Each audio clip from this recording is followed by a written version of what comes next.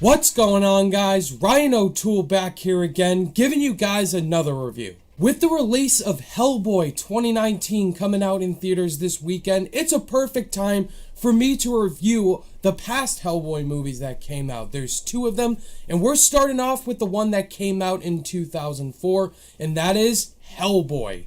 Directed by Guillermo del Toro, starring Ron Perlman as Hellboy, and you also have Abe Sapien, played by Doug Jones, and some other cast members as well, Selma Blair. Since Hellboy came out in 2004, there may be some spoilers in this review, just warning you if you haven't seen any of the Hellboy movies. This film opens up in World War II, where we see the Nazis try to create this new technology, and they have to break into something to try to get something.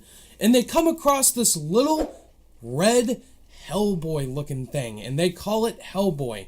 And that is played by Ron Perlman 60 years later. And Hellboy basically fights off against these evil monsters who want to destroy humans and the world. I've only seen these movies once before, and so I needed to rewatch them leading up to the new one because I'm ranking them.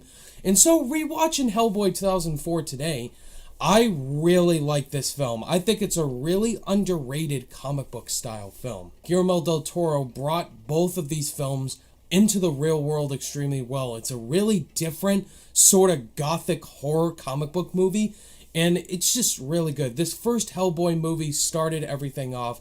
There's a lot of good things about it and things that don't work. I think the world that del Toro creates in Hellboy is the best part about this film. Just the set designs, the production design overall was really well done.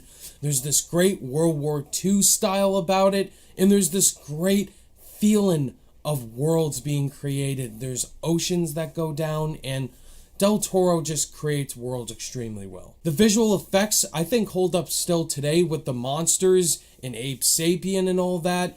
It just looks really good, and I have to commend the production team. Ron Perlman as Hellboy. Is he the best Hellboy? Absolutely. Ron Perlman embodies Hellboy extremely well. His charisma, his sense of humor is really well done in this film. You get introduced to him, and he has a past as well. Has different relationships with different people in the film, including John Hurt, as well as Myers in the film, and his character was the most entertaining. Doug Jones as Abe Sapien, he's such a cool looking character. It's what the creature from The Shape of Water looks like. I mean, Doug Jones played both these fishmen. And Abe Sapien is just this intellectual fishman.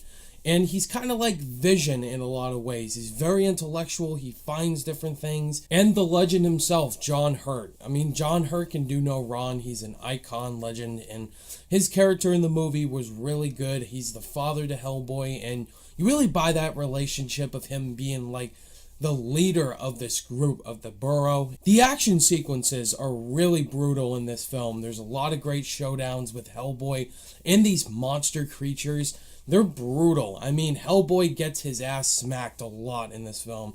And he has to learn different things of how to take down these creatures, how to use his abilities. And that brings in his love interest of sorts, played by Selma Blair. She has a really strong ability with fire. She could definitely destroy things if she gets a little angry.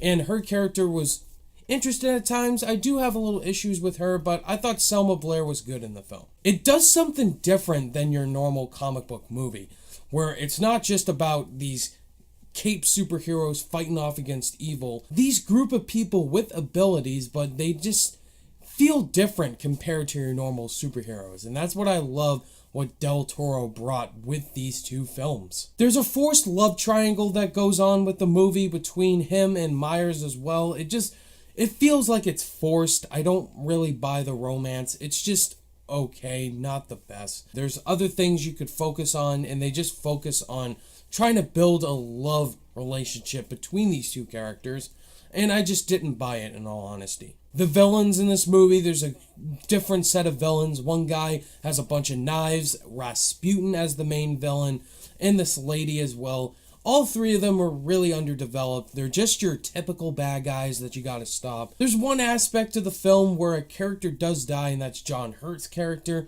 It definitely felt like a rushed death. I wish they would have handled that a little bit better. But still, Hellboy 2004 is a really underrated comic book movie. I think if you haven't seen it, definitely check it out. This was a great start to the franchise, an interesting world that you definitely want to learn more about.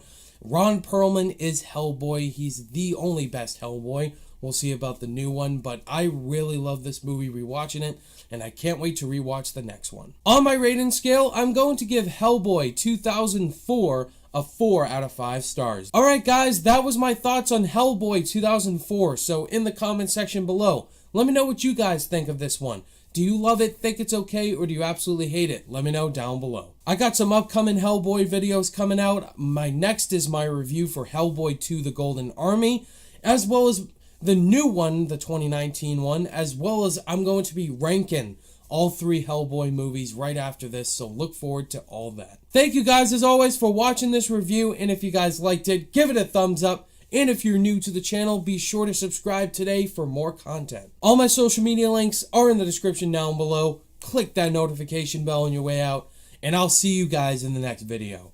Bye!